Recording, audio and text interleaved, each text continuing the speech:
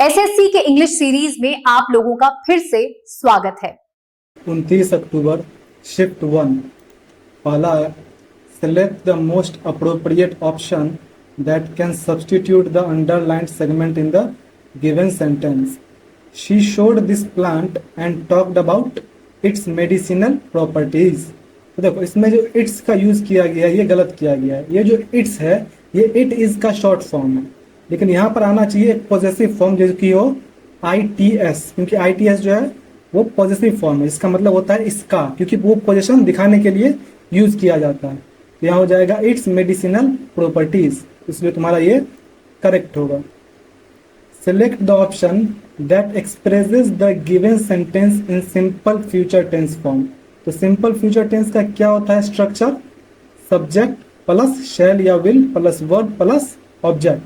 यहाँ पे क्या हो जाएगा? आई लव्ड है, तो इसमें हो जाएगा आई प्लस या तो शैल हो या फिर विल हो। वैसे आई के साथ शैल ही यूज किया जाता है, लेकिन यहाँ पर शैल के बाद बी यूज कर लिया गया, तो इसलिए ये जो है सिंपल फ्यूचर नहीं होगा बल्कि फ्यूचर कंटिन्यूअस में चला गया। तो इसलिए हम यूज करेंगे आई विल लव, क्योंकि शैल या विल दोनों का ही यूज जो है किया जा सकता है, दोनों ही नॉर्मल है। तो इसलिए ये जो है तुम्हारा एकदम अप्रोप्रिएट होगा।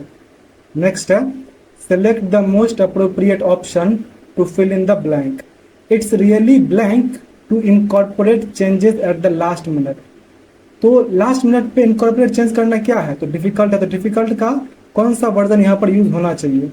तो सिंपली बेस फॉर्म यूज होगा। It is really difficult to incorporate changes, क्योंकि किसी भी तरह की जो है कंपैरिजन नहीं किया जा रहा है और ना ही यहाँ पर एडवर्ब की जरूरत है।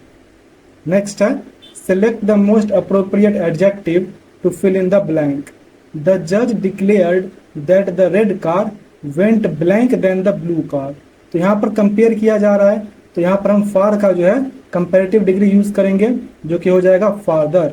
The red car went farther than the blue car. Next है select the correctly spelled word. यहाँ इनकरेक्टली नहीं बोल रहा है, करेक्टली बोल रहा है, यानी इसमें से जो है 3 ऑप्शन तुम्हारे इनकरेक्टली स्पेल्ड होंगे। तो देखो एम्बैरेसमेंट, एम्बैरेसमेंट की स्पेलिंग एकदम सही है, EMBARRASSMENT एकदम सही है। इसका मतलब होता है शर्मिंदगी। फिर है ओकेजन, ओकेजन की स्पेलिंग होती है OCCASION, यानी डबल सी होता है और सिंगल एस होता है, तो इसलिए ये तो गलत है। फिर रिसीव में जो है RECEIVE होता है, पहले ई उसके बाद आई, इसलिए ये भी गलत है। और फिर एकोमोडेट, एकोमोडेट में ACCOMMODAT, यानी डबल सी भी होता है और डबल एम भी होता है, इसलिए ये भी गलत है। ये तुम्हारा एकदम करेक्टली स्पेल्ड है। नेक्स्ट है select the most appropriate antonym of the word yelling in the given sentence. तो येलिंग का मतलब होता है चिल्लाना। तो देखते हैं इसमें क्या क्या है। The shouting and exclaiming gestures of Smita led to the whispering regarding her behaviour and everyone in the party started monitoring her. तो इसमें जो विस्परिंग यूज किया गया, विस्परिंग मतलब होता है कानाफूसी करना, फुसफुसाना। यहाँ पर क्या हो जाएगा? विस्परिंग। विस्परिंग जो है वो येलिंग का एंटोनिम हो जाएगा। नेक्स्ट है select the most appropriate meaning of the given idiom NX to grind. तो NX टू ग्राइंड का मतलब होता है अपना उल्लू सीधा करना, यानी अपने किसी निजी स्वार्थ के लिए कोई काम करना। क्या हो जाएगा? To have a selfish reason that influences the actions. Next है the following sentence has been divided into 4 segments. One of them may contain an error. She has been speaking to him on the subject many times. तो यहाँ पर many times बोल दिया, it means that वो बहुत बार इस पर बात कर चुकी है, वो बात करती रह चुकी है। ये जो है करेक्ट सेंस नहीं बनाता है, तो इसलिए इसमें जो है she has been speaking नहीं होना चाहिए, बल्कि she has spoken to him होना चाहिए। इसलिए इसका ये जो सेगमेंट है ये गलत है, तो तुम्हारा सी सेगमेंट गलत हो जाएगा। नेक्स्ट है the given sentence is divided into 3 segments. Select the option that has the segment with a grammatical error. If there is no error select no error. She learned how to play a piano when she was in class 6। तो देखो piano क्या है? एक musical instrument है, तो किसी भी musical instrument के पहले जो है हम जनरली द का यूज करते हैं, जो कि उसकी डेफिनेट आर्टिकल को शो करता है। तो यहाँ क्या हो जाएगा? How to play the piano, न कि अ पियानो, तो इसलिए इसका ये सेगमेंट गलत है। नेक्स्ट है select the option that rectifies the spelling of the underlined word in the given sentence. She always wears a bizarre combination of clothes. तो bizarre combination मतलब होता है विचित्र, bizarre का मतलब होता है विचित्र। तो इसके लिए हम क्या यूज करेंगे? bizarre का करेक्ट स्पेलिंग इनमें से हो जाएगा BIZARRE। ये तुम्हारा bizarre का एकदम करेक्ट स्पेलिंग हो जाएगा, मतलब अजीब या फिर विचित्र। नेक्स्ट है select the most appropriate idiom to fill in the blank.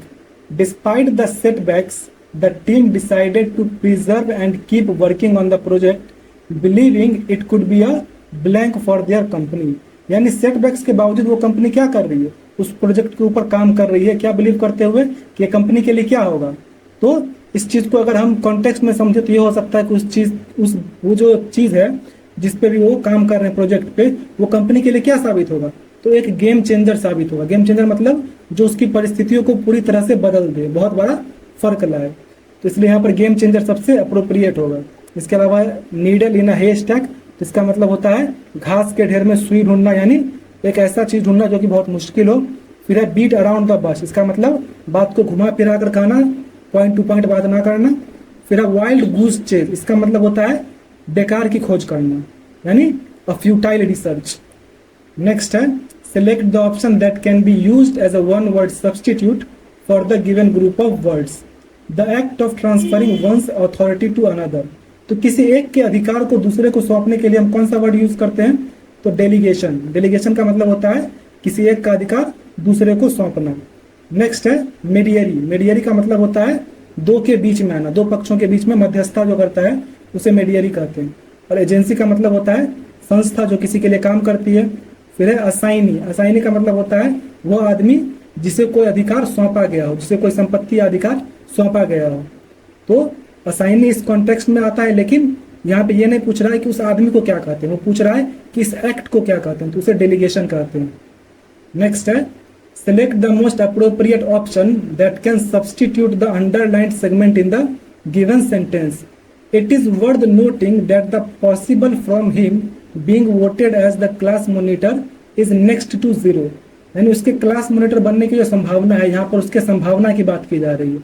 तो यहाँ पर पॉसिबल फ्रॉम हिम नहीं होगा, बल्कि होगा पॉसिबिलिटी ऑफ हिम, उसके क्लास मॉनिटर होने की संभावना। तो इसीलिए हम इसको इससे सब्सटीट्यूट कर देंगे। नेक्स्ट है select the incorrectly spelled word. इसमें देखो नेसेसरी एकदम सही लिखा हुआ है, यानी कि आवश्यक। नेक्स्ट है कोर्स। देखो इसमें कोर्स की स्पेलिंग गलत है। कोर्स की स्पेलिंग होती है COURSE, मतलब पाठ्यक्रम, सिलेबस। इसके बाद क्या कंसीडर, इसकी भी स्पेलिंग सही है, मतलब विचार करना। और पर्सनल का भी स्पेलिंग सही है, मतलब निजी। तो इसमें कोर्स जो है वो इनकरेक्ट है। In the following sentence the underlined part contains an error, alternatives to the underlined part are given as options. The speech you made today was sillier and irrelevant. तो देखो यहाँ पर नॉर्मली बोला जा रहा है, किसी भी चीज से कंपेयर नहीं की जा रही है, तो इसलिए हम सिली का जो है बेस फॉर्म में यूज करेंगे, जो हो जाएगा सिली। तो इसलिए तुम इसको इससे सब्सटीट्यूट कर दोगे। नेक्स्ट है select the most appropriate antonym for the given word. Merciful. तो मर्सीफुल का मतलब होता है दयालु। इसका अपोजिट क्या हो जाएगा? तो क्रूल। क्रूल का मतलब होता है निर्दयी या क्रूर। इसके अलावा मैजिकल मतलब जादुई। कनिंग का मतलब चालाक। और माइल्ड का मतलब हल्का। नेक्स्ट है select the most appropriate synonym of the word isolated from the given sentence. तो आइसोलेटेड का मतलब होता है जो कि अलग थलग रहे, यानी एकांत में रहे। तो देखो a Greek mythological story says that Echo was the most beautiful nymph who lived in the lovely and lonely mountains of Greece and is believed to be Garrulus too। इसमें जो लोनली यूज किया गया, lonely का मतलब होता है अकेला या फिर एकांत। तो इसीलिए जो है हम इसको इसका सिनोनिम डिक्लेयर कर सकते हैं, तो हो जाएगा लोनली। इसके अलावा लवली मतलब प्यारा, गैरियलियस का मतलब बातूनी और ब्यूटीफुल का मतलब सुंदर। Select the most appropriate antonym of the given word. Evasive. Evasive का मतलब होता है जो तुम्हें भ्रमित करे, यानी तुमसे सच्चाई छिपाने की कोशिश करे। तो इसका एंटोनिम हो जाएगा ट्रुथफुल। ट्रुथफुल यानी कि जो सच्चा हो, सत्यवादी आदमी। इसके अलावा कियोटिक मतलब होता है अव्यवस्थित। ऑब्स्कर का मतलब अज्ञात। और एल्यूजिव का मतलब टाल मटोल करने वाला। नेक्स्ट है select the most appropriate synonym of the given word. Diligent, तो डिलीजेंट का मतलब होता है मेहनती आदमी, तो उसका सिनोनिम क्या हो जाएगा? इंडस्ट्रियस। इंडस्ट्रियस का ही मतलब मेहनती होता है। फिर लेजी मतलब आलसी, पॉजिटिव मतलब सकारात्मक, और नॉइजी मतलब शोरगुल करने वाला। Select the most appropriate idiom that can substitute the highlighted words in the given sentence. His sudden departure left us in a difficult situation. It was like he suddenly took away important support from us. तो took away important support from us को हमें idiom में बताना है। तो इसमें जो pulled the rug out है, इसका मतलब होता है अपना हाथ खींच लेना, यानी अचानक से किसी से अपना समर्थन वापस ले लेना। तो क्या हो जाएगा? पुल्ड द रग आउट, क्योंकि इसमें भी क्या बोला है? टुक अवे इंपॉर्टेंट सपोर्ट, यानी जो महत्वपूर्ण सपोर्ट था, महत्वपूर्ण समर्थन था, उसे उसने छीन लिया, यानी अपना हाथ वापस खींच लिया। इसके अलावा क्या? Hit the nail on the head, यानी कि एकदम सही बात कहना या फिर एकदम सही पहचानना। फिर है गॉट हिज एक्ट टुगेदर, इसका मतलब व्यवस्थित होना। और हिट द सैक का मतलब सोने जाना। अब है कंप्रहेंशन पैसेज, एक बार पढ़ लो। अब क्वेश्चन देख लो, 1, 2, 3, 4 एंड 5। चलो अब बनाया जाए। In small village lived a milk made blank sold the milk. तो एक मिल्क मेड रहती थी, यानी दूध बेचने वाली रहती थी। वो क्या करती थी? तो यहाँ पर होना चाहिए जो दूध बेचती थी। जो के लिए यानी कि एक रिलेटिव प्रोनाउन हमें यूज करना होगा। तो क्या हो जाएगा? विच, दैट, हुज या हु। तो यहाँ पर जो के लिए हम हु का यूज करेंगे, ठीक। तो हो जाएगा who sold the milk, that she blank from her cows. तो जो कि उसे अपने गायों से क्या होता था? गॉट, बाउट, ब्राउट या ड्रैंक। तो देखो उससे गायों से प्राप्त होता होगा, क्योंकि यहाँ पे बाउट मतलब खरीदा, तो वो खरीदेगी क्यों? ब्राउट मतलब BROUGH। देखो ये है बाउट मतलब खरीदना, और ये जो ब्राउट है इसका मतलब होता है लाना। तो यहाँ पर लाना भी जो इस कॉन्टेक्स्ट में सही नहीं बैठ रहा है। फिर है ड्रैंक, ड्रैंक मतलब पीना, तो ये भी नहीं होगा। तो गॉट एकदम करेक्ट बैठ रहा है कि उसे अपने गायों से मिलता था।